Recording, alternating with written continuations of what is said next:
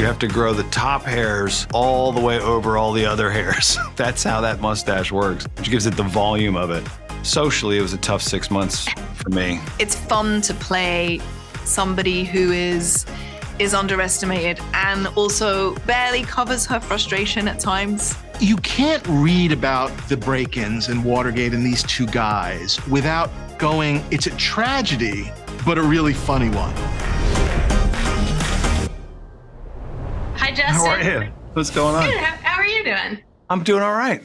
Not bad. Great. Firstly, I want to thank you for being here and taking the time to chat with me about White House Plumbers. You now work for the committee to re-elect the president. Your new mission is to make sure he wins this election. We'll intercept confidential information of the radical left. What's the plan? We're going to hit the DNC at the Watergate. Howard, that is the stupidest thing I've ever heard. Justin, you've always picked really interesting roles. When you were pitched on this show, what were the selling points that made you say, yeah, I want to be a part of this one? You know, the guy, I mean, the story is hilarious. It's a historical period and it's very funny. And then the guy, G. Gordon Liddy, was such a sort of larger than life character that I just thought that will be really fun. I want you to meet Gordon Liddy, toughest guy I know. He'll hold his hand in the flame of the candle. I do not bend, and I do not break. What's the trick? There isn't one. Gets third-degree burns every time. Please stop. How do you take that character who is known largely only by the crimes that they committed and give them a life of their own with this over-the-top personality, like you said, that the audience can find humor in? Oh, he was so much more than just the guy who committed these crimes. I actually have sort of although I disagree with him on many things, you know, or his ideologically, there is a kind of a joy to him that I really like or admire, I guess, you know, and that he was an optimist, you know, and he just kept trudging through with his life. And, you know, even his trajectory sort of in the story, whereas everyone else, it's sort of, you know, the curve is, you know, like, hey, we get a job, we're going to go break into the Watergate. And then, you know, everyone else's story sort of takes a turn and becomes very tragic. Liddy's, on the other hand, just keeps going up and up and up. You know, he just gets more and more excited to go to prison and, you know, and prove his, you know, loyalty to Nixon. How does it work? There's a chance I'll be going to prison. Wait, what? I was almost anticipating the break for his character. It just never seemed to come. Yeah, he sort of goes out on a high note, you know? What would you say is at the heart of White House Plumbers? Humor. Somebody needs to clean this mess up. You want us to break in a fourth time? Wait, what do you mean a fourth time? Nothing. Spy talk. I mean, there's two things. There's obviously sort of some nutritional historical information about the real story of the Watergate break-in, which it seems crazy that story has gone untold for so long because it is the actual Watergate story. But I hope, you know, people walk away chuckling and highly entertained, you know. Tell me about Liddy's mustache. Was that prop or was that all you? That is a real mustache that took a lot of cultivating. You have to grow the top hairs all the way over all the other hairs. That's how that mustache works, which gives it the volume of it. But yeah, socially, it was a tough 6 months for me. So you and Woody, I'd love to hear about the working relationship and also the friendship you developed during the making of the show.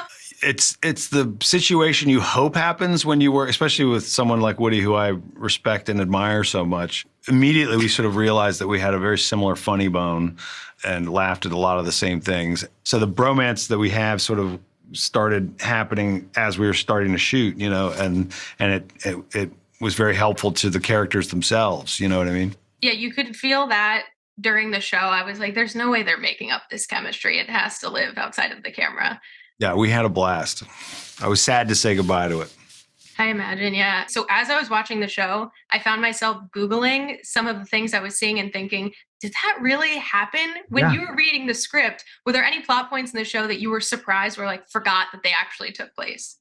Yeah, I mean, there were huge portions that, you know, that I had blind spots to. I knew they went to prison, but I thought, oh, they probably went to prison for a little while. He went to prison for 4 years and was fully prepared to do 20 years. So much of the plans that they had laid were so stupid. you know. And many times on set, we'd sort of check with our, advisors or the writers and go like, "Are you this is definitely the way this went down?" And they go, "Yes, it is." We strike tonight. These are the wrong tools.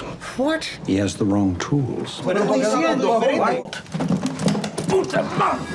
Finally, just to wrap up, I saw your sweet girl Kuma made it over to Watergate. Did you bring Kuma on set often? Off camera at almost every point in the filming of that. She, I bring her everywhere. So yeah, she was pretty much there the whole time. Well, congratulations on White House Plumbers. I can't wait to hear what's next from you. Thanks so much for the time, Justin. Thank you so much. Hi, Lena. How are you? Good, thank you. When you were pitched on the show, what were the selling points that made you say, yeah, I want to be a part of this? Alex and Pete, who wrote the script, who are brilliant writers, and David Mandel, who's wonderful. Woody Harrelson, to get to play opposite Woody, pretty much a dream. And yeah, I loved the project. I loved its humor. I loved the smartness of it. And, Dorothy's an interesting figure. Yeah. I'd love to hear from your perspective, the role that Dorothy plays in this series. Yeah, Dorothy's like a slow burn. You kind of meet her and she's a housewife. She's got 4 kids. She's kind of in the background.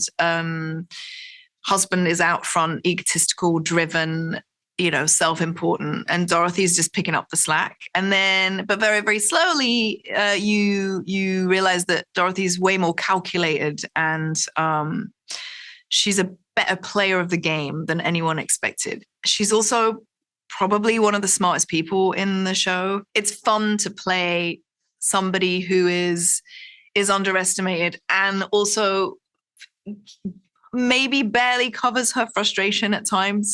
You mentioned Woody Harrelson being one of the reasons you were excited to get involved in the project. You two have a great chemistry and power struggle throughout this series. How was it working with Woody? It was horrendous. I can only imagine. No, it was great. He's easy peasy and, he's playful and old school like me. You can't really offend Woody. You can say things, do things. You can experiment. It's, within something like this, that is what you want. Also, if there's a flailing marriage, it's fun to have a shorthand with somebody too, Yeah. So you're no stranger to the coveted Sunday night on HBO. Cersei Lannister was the queen of our Sundays for many years. In this series, there's this scene where you're clutching what I think is a glass of wine. And I'm wondering, do you ever feel Cersei slipping back when you're drinking prop wine or perhaps wine in your everyday life? I don't. Maybe I should try it, but channel her next time I've got a tequila in my hand. Congratulations on White House Plumbers. I can't wait to hear what's next from you. Thank you so much for the time. Thank you very much. Hi, Dave. Thanks so much for taking the time to chat with me today about your show, White House Plumbers. And I was delightfully surprised that in a lot of ways, this is like a buddy cop, or should I say buddy spy show? It is the story of these burglars, of Hunt and Liddy, the guys that actually did the Watergate break-in, the guys who in every other Watergate telling, you see 2 minutes of flashlights and you hear guys got arrested and you never know anything about those guys or who they were. And this is very much who these guys were. A never was, which is Gordon Liddy, and a has been, which was E. Howard Hunt, played by Woody Harrelson, who kind of come together and are so desperate to be important and to have the president's trust and to get close to power that they, in the name of upholding the law, break every law possible in the world. But it is their story, and we see them before Watergate, and we see the cost of Watergate, what it does to their relationship and how it destroys their families. Did you just use the fun family outing to cover up some spy shit? Not a bunch of boobs. Why are you shredding money? We're patriots acting in the country's best interest. What about the best interest of your family? While the show is like hilarious at times, there's a very relatable theme here that Americans and beyond face every day: the deteriorating of relationships based on politics. Yep. And I think you approach that line really well, showing these characters struggle with that, particularly Howard's wife, Dorothy. but keeping that levity too. So how did you plan on navigating that? You can't read about the break-ins and Watergate and these two guys without going, it's a tragedy, but a really funny one. And we're never writing jokes. This is not Veep. And so there's a reality to the funniness of like what happened, how they occasionally screwed up, the facts that sometimes they were so desperate to succeed that they would go in without reconnaissance, that they would go in without a good plan. These are the facts of these two guys. And it is funny, but at the same time, you are laughing amidst horrific crimes against the American people, against the idea of trusting our elected officials. And I find that almost nervous laughter of, should I be laughing? This is so horrible, is my favorite kind of laughter in the world. So I love that part of it. Yeah. What part or parts of the break-in were you most interested to explore comically? The attempts themselves are just funny, but some of just the geography of understanding like what the Watergate is, because it's this giant complex. But when you hear they broke into the Watergate, you think to yourself like, oh, it's like the Empire State Building, the Watergate. No, it's this 10 buildings and hotels and stores. And we actually shot a lot of it in the real lobby of the Watergate. We actually got to use the entrance of the real Watergate, the elevators. I just wanted people to understand what they were trying to do in a way, like almost like you will understand what they did do better if you can understand what they were trying to do. And that was sort of the fun of the break-ins. All right, Dave, last question. I wanted to quickly talk to you about your podcast where you discuss prop collecting. I feel like I know you because I've watched a couple episodes already. Lord, you watched it on your own or you watched it because we were going to talk to me? On my own time, Dave. Oh my God. Dear I'm wondering Lord. if you, did you snag anything from the set of White House Plumbers? I took a couple of things from the White House Plumbers set. My favorite thing is the sign, the office sign that says plumbers that they kind of hung up on the outside of their door. I took McCord's ID when he gets arrested and he has the fake name and the police are looking at his driver's license. So I took a couple of things. Don't tell HBO, but I took a couple of things. Yeah. Hey, congratulations on White House Plumbers. I can't wait to hear what's next from you. Thanks for the time. Thanks so much. Howard! It's the White House. Howard Hunt. Howard, the president asked for a real son of a bitch to handle this Pentagon leak. What do you need? I want you to meet Gordon Liddy, toughest guy I know. He'll hold his hand in the flame of a candle. I do not bend, and I do not break. What's the trick? There isn't one. Gets third-degree burns every time. Please stop. You now work for the committee to re-elect the president. Your new mission is to make sure he wins this election. We'll intercept confidential information of the radical left. What's the plan? We're going to hit the DNC at the Watergate. Howard, that is the stupidest thing I've ever heard. We strike tonight. These are the wrong tools. What? He has the wrong tools.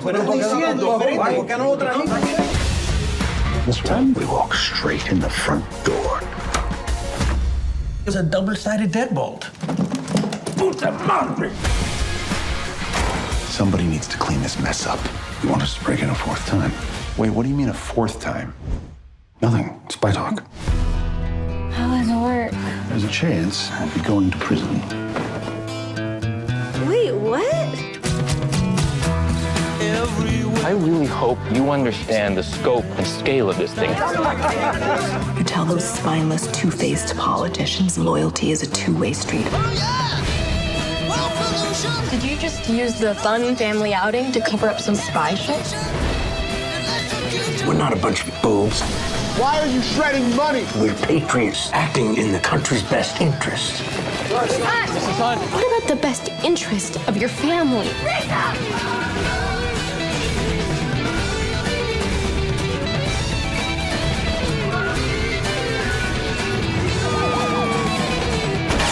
They are trying to break us. Howard! What have you done? President is a good man. Between you and me, I worry about some of the people with whom he surrounds himself.